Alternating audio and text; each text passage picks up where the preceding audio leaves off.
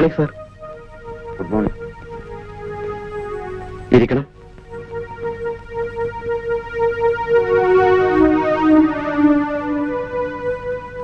എന്താ സാർ വിശേഷിച്ച്?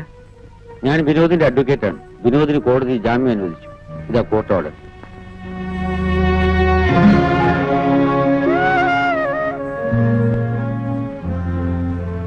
അയാളെ കൂട്ടിക്കൊണ്ടുവരും. ഇതിലൊന്ന് ഒപ്പിട്ടേ.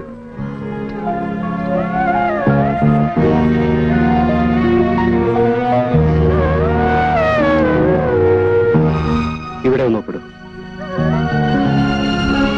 Thank you inspector. All right.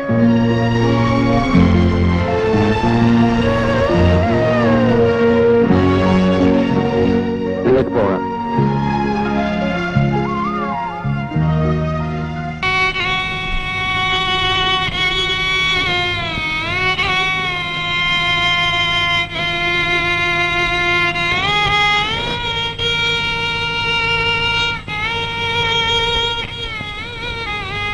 എന്റെ മകനെ വിവാഹം കഴിക്കാൻ പോകുന്ന എന്റെ മരുമകളെന്ന നിലയ്ക്കാണ് ഞാൻ നിന്നോട് സംസാരിക്കുന്നത്.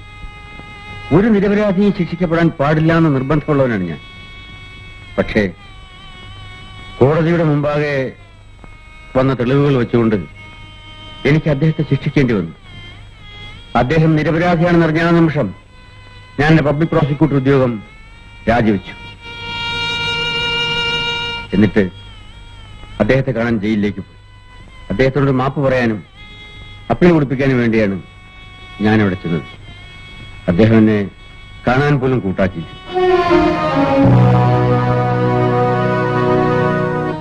നിരപരാധിക്ക് ജീവപര്യന്തം ശിക്ഷ വാങ്ങിക്കൊടുത്ത കുറ്റബോധം ഇപ്പോഴും എന്നെ വേട്ടയാടിക്കൊണ്ടിരിക്കുകയാണ്.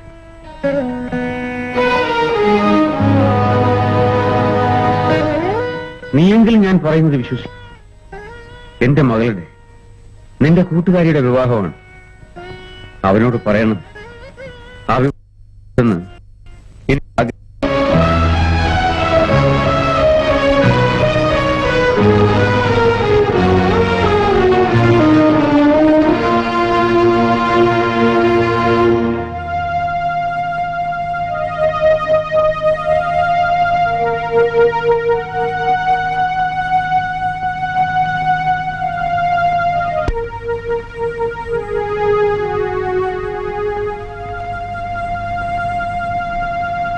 ചേട്ടാ, എന്താണ് ചേട്ടന്റെ ഉദ്ദേശം? അങ്കിളിന്റെ കുടുംബം തകർക്കാൻ തന്നെയാണോ ചേട്ടന്റെ തീരുമാനം? അങ്കിൾ നിരപരാധിയാണ് ചേട്ടാ. അങ്കിൾ എന്നോട് എല്ലാം തുറന്നു പറഞ്ഞു. ഒരു പബ്ലിക് പ്രോസിക്യൂട്ടർ എന്ന നിലയ്ക്ക് ഏത് വക്കീലും ചെയ്യുന്നതേ അങ്കിളും ചെയ്തിട്ടുള്ളൂ. ഇന്ന് അദ്ദേഹം അതിനെക്കുറിച്ച് ഓർത്ത് വളരെയധികം ദുഃഖിക്കുന്നുണ്ട്. ആ കുറ്റബോധം കൊണ്ടാണ് ചേട്ടനെ സ്റ്റേഷനിൽ വന്ന് അങ്കിൾ ജാമ്യത്തിലിറക്കിയത്.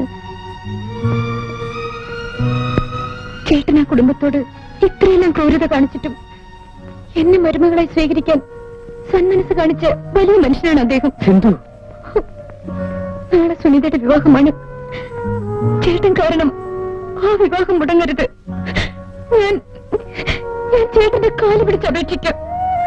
ചേട്ടൻ ആ കുടുംബം തകർക്കരുത്. ചേട്ടൻ എന്താ ഒന്നും മിണ്ടാത്തത്? ചേട്ടന്റെ അനുജത്തി നല്ല നിലയിൽ ജീവിക്കുന്നത് കാണാൻ ചേട്ടൻ ആഗ്രഹമില്ലേ? എന്റെ അമ്മയുണ്ടായിരുന്നെങ്കിൽ എന്റെ മനസ്സ് കാണാൻ ആരുമില്ല.